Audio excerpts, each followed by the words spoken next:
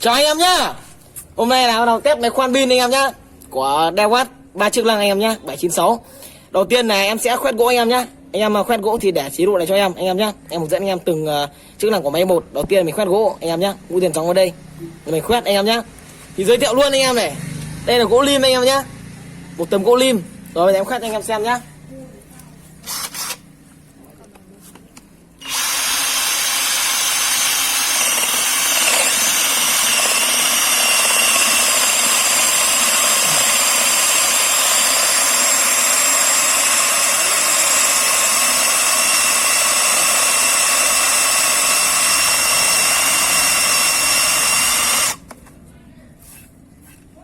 Rất là ngọt anh em.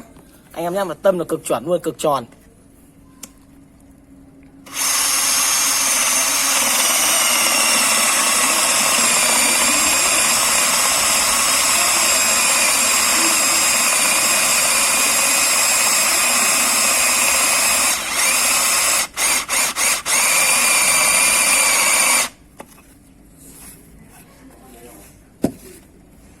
Đây anh em nhá. Tiếp theo là anh em mình khoan gạch này, khoan bê tông này anh em nhá. Là anh em để chế độ lại cho em nhá. Đây là công dụng thứ hai của máy là mình khoan gạch, anh em để chế độ có búa anh em nhá. Mũi tên gióng vào đây anh em nhá. Bây em test này anh em xem luôn. Trên chất liệu là gạch. Anh em nhá.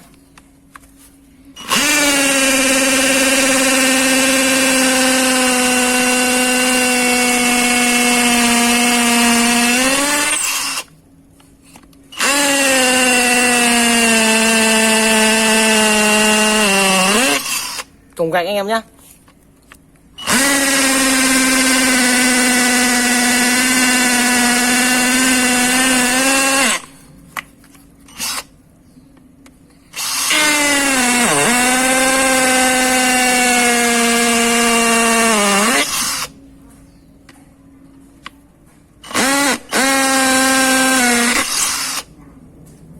Và tiếp theo công dụng thứ ba của máy anh em nhá, là chế độ thứ ba của máy mình bắn vít tôn anh em nhá. Anh em để chế độ lại cho em này anh em nhá. Bây giờ em sẽ bắn anh em xem nhá. Anh em nhá, bây giờ bắn là vít mới anh em nhá. Em chỉ bắn đúng một con này, em cứ nhổ đi nhổ lại, bắn hỏng vít thôi anh em nhá. Đấy, xuống rất ngọt anh em này. Em lại nhổ lên này. Xem cái vít tái sử dụng có xuống ngọt không anh em nhá.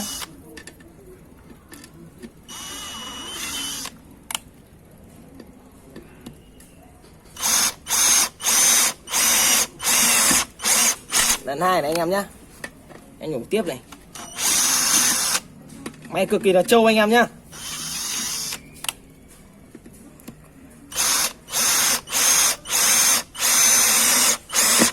Đấy, lần 3 anh em nhá. Em lại nhổ lên này.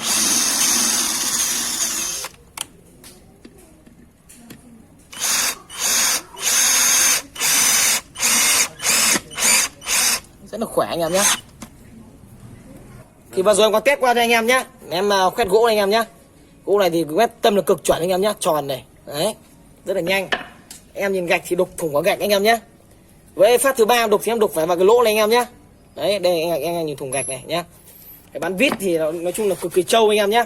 Mãi một con này bắn đi bắn lại 4 lần anh em nhé. Vẫn chưa đi ở cái độ yếu của máy anh em nhé. Vít thì là cực kỳ là chất lượng anh em nhé.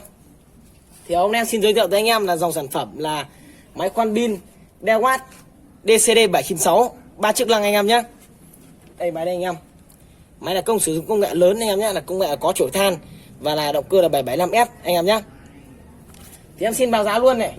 Giá sản phẩm hôm nay chỉ còn với giá là 999.000 bao ship toàn quốc cho anh em nhé. Anh em hàng đến này anh em đồng kiểm tra hàng rồi mình mới thanh toán anh em nhé. Anh em bao gồm có là một thân máy, 2 quả pin. Pin này là pin 10 cell anh em nhé. Và một cốc sạc. Sạc này là sạc điện 220 này. Anh em mình về mình sạc trực tiếp điện này, mình vào là mình sạc anh em nhé. Và tặng kèm chi ân tất cả anh em bộ phụ kiện 21 chi tiết anh em nhé. Gồm một đoạn tô vít này rất là tiện này. Một đoạn đầu khẩu từ lớn cho tới bé anh em nhé. Một đầu chuyển đổi này. Và một đoạn đầu vít anh em nhé. Sẽ đi vào chi tiết máy cho anh em nhé. Đây máy đây anh em. Máy là sử dụng bản đầu là Atolock 13 ly bằng kim loại, rất là chắc chắn anh em nhé. Và tổng của máy là có 20 cấp độ trượt. Thì cấp độ trượt 1 là thấp nhất anh em nhé. Và cấp độ trượt 20 là cao nhất. Và có 3 chế độ khoan. Chế độ khoan thì đầu tiên là với em quét đủ 3 chế độ khoan của máy anh em nhé. Em thử cho anh em. Bắn vít anh em nhé, đây là bắn vít này. Anh em nhìn rõ giúp em nhé. Tiếp theo là khoan gỗ, khoan sắt anh em nhé. Với đây là khoan tường, khoan có búa anh em nhé. Thì anh em tùy vào mục đích anh em sử dụng làm việc anh em nhé. Em lựa chọn cho nó phù hợp với máy. Vào 2 chế độ chạy. Nhanh và chậm, anh em kéo về L là chậm này anh em nhé.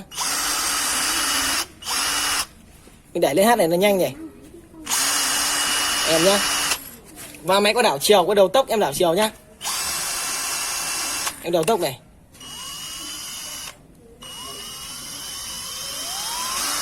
Đầu tốc thì cực kỳ tốt anh em nhé.